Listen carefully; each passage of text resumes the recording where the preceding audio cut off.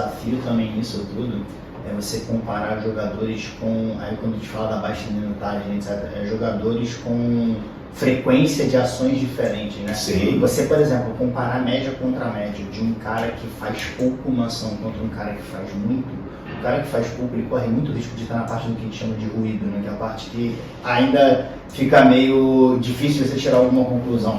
Enquanto, por exemplo, o cara que é muito mais frequente, você já consegue começar a traçar um perfil, porque você tem mais massa de dado para você tirar a conclusão dele. Uma das coisas que a gente fazia, isso por 10 anos atrás, era a média por minuto, né? A partir da média por minuto, você tira a média por jogo. Só lá, esse cara não jogou um jogo, mas eu tenho a amostra de 1 minuto, multiplico por 90, eu tenho mais ou menos o padrão do jogo. Sim, e aí já tem muitas discussões sobre isso. Tem gente que já questiona, por exemplo, a abordagem da média por minuto. Por exemplo, tem ações com bola. Se você tem um time que fica pouco com a bola, tu ainda entra em outro. Será que tu teria que tratar isso com a média por minuto de... Mas o teu time com a bola? Mas se ele fica... Deixa eu te falar, existe muito debate no entorno. Vamos lá, eu debate. dizendo o que é certo e o que é Dentro desse errado. debate. Sim. Se ele fica pouco com a bola, ele pode ter pouca ação ofensiva, mas ele tem muita ação defensiva. Sim. Ao mesmo tempo. Entendeu? Então, ele... a relação por mais... O tempo vai dizer o que você faz naquele tempo, mas você vai estar atacando ou defendendo. Algum tipo de ação você vai ter. Mas a gente já saiu aqui da coleta. A gente já está falando agora da lado de interpretação e de comparação. Porque, por exemplo, quando você começa a tentar comparar um jogador que está, quando eu falo do contexto, um jogador que está num contexto X de jogo, Um outro contexto, você precisa trazer fatores desse jeito de jogar das equipes para dentro da tua análise. Fora da coleta, entendeu? Tipo, a coleta ela não pode ser influenciada por isso, sim, mas a análise faria 40 gols jogando no Atlético de Madrid, traduzindo isso. É mais ou menos, a lógica é essa. Talvez fizesse. Mas a questão é, será que... Pô, eu vi ele fazendo no Vasco, meu. No Atlético de Madrid é mole. Quero ver na série B. Quero ver na série B. Vamos falar mais na série B. É um dos grandes desafios de dados do futebol, é isso. É você conseguir comparar contextos muito diferentes e conseguir comparar cenários de frequência muito diferentes, né? Tipo, uma mesma ação. Ou seja, pelo viés da equipe, da postura coletiva. Isso eu estou falando, se a gente vincular a modelo, a gente vai bater sempre nisso. Óbvio que, vamos supor, um cara que vai cadenciar o jogo, que tem um passe muito bom, que faz isso, não um modelo que privilegie isso,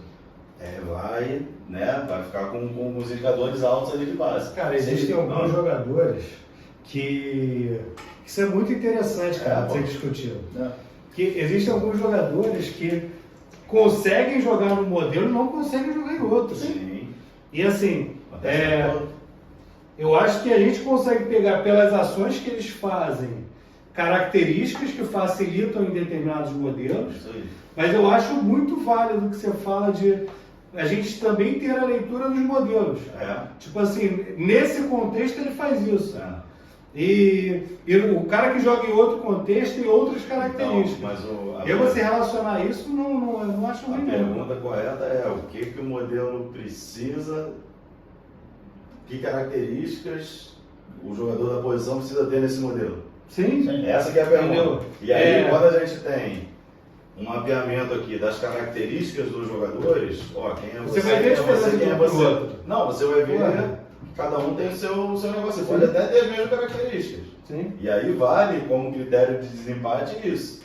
Você chegar, mas peraí, o cara tá jogando na Alemanha, que, difícil pra caramba, o cara fazer isso aqui, o cara tá fazendo. Na Espanha isso aqui é mais tranquilo. E aí vale você usar, mas assim, o cara fez isso aqui tá feito já, isso aqui tá feito também. Então você já sabe que em jogo ele faz isso. As ações têm que ser avaliadas da mesma maneira.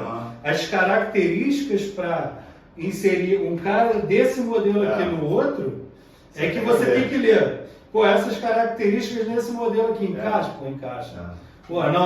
Não encaixa. Esse cara, o que esse cara faz aqui, ele não vai fazer nesse contexto. E olha só que interessante, ele pode não encaixar pela parte defensiva.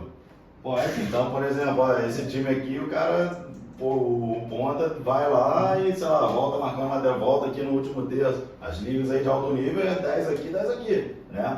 Então se o cara vai muito bem aqui, mas aqui ele não consegue, e aí no gráfico dele indica que as ações defensivas são de baixa frequência, o cara pode olhar, ó, esse cara aqui não serve para o meu modelo. E ao mesmo tempo eu faço, tipo, eu acho que essa parte de dados ela tem que criar uma ferramenta para dar a capacidade de vocês entenderem, tipo, será que um jogador muito parecido com ele, que já tenha jogado nesse contexto que eu quero botar ele, eu não consigo aprender algo com esse cara? Tá ligado? Tipo, eu tenho muitos jogadores. Você já tem um case de sucesso eu ali, tenho né? case de sucesso, ou o contrário, um case de insucesso. Sim. Aí eu vou ter que entender vários cases de sucesso, vários cases de sucesso para entender o que é mais Aonde está o padrão? o que é mais propenso a acontecer É. se eu botar esse cara num contexto similar a ele. É isso aí. Se ele render, é ele não render, ou mais do que render. É ele jogar dessa forma ou jogar. Ele mudar a maneira Ele de mudar jogar. a maneira dele jogar. Ele acaba sendo explorado Muda por algo as que não é ações que o ele melhor faz. dele. É. Eu acho que isso Começa a acaba mudar as ações acontecendo. que ele faz. Por isso que toda vez que eu vejo alguém criticando um jogador que em algum momento foi pica, Sim. a gente tá vendo milhões de casos Sim, por aí. é, Em né? algum momento o cara teve o auge de carreira, eu fico pensando, cara, É será o que a mesmo gente- contexto, tá é o comparando mesmo coisa diferente. contexto, a gente está comparando coisas diferentes. Eu acho que isso acontece Então, muito, cara. um negócio também, isso eu tô falando, essa questão de desvincular do modelo, esse para mim é o melhor caminho. A questão é a gente pegar o modelo que está sendo usado hoje e procurar entender o que cada posição tem que fazer aí dentro das ações aqui. Então, eu tenho aqui o meu molde de análise individual. Então, dentro do meu modelo, o meu atacante, ele tem que, vamos supor, o atacante tem que ser bom em disputa. Sim. Eu sei que tem que ser bom em disputa. Eu quero meus extremos e laterais com alta frequência de cruzamento. Então isso é do meu modelo. Então a partir do meu modelo eu buscar jogadores com essa característica. Ou o contrário também, cheguei no clube e já tenho o elenco aqui. Qual o melhor modelo? A característica dos jogadores é essa. Então eu vou ter que, o pessoal fala, tem que adaptar o modelo e tal, mas adapta no olho. Quem vem comer ovo ou galinha? Grande pergunta. É isso aí, não sai do lugar, vai ficar discutindo e tal. Então chegar, então a gente tem jogadores com essa característica aqui, meu modelo vai ser esse. Né? Então, sendo feito dessa maneira, eu acho que ajuda demais. E modelo maximizando, e é igual coisa, a gente pode falar de tudo, de quantidade, sei lá, de frequência, de impacto. Se for modelo condicionando as características do jogador, as características dos jogadores condicionando o modelo, existe uma parada final que você tem que pensar. Eu quero maximizar a chance de fazer mais gol para o adversário. É isso aí. Tudo se resume nisso. Tudo se Sim. resume nisso. É verdade que tudo se resume na regra mais básica do jogo. Se ganha fazendo mais gol com o adversário. É isso. É assim. E nem sempre fazendo, você criando mais Criando oportunidade de mais. gol, Não te dá o necessariamente, gol, não mas te necessariamente. deixa mais perto. Sim, claro. Então,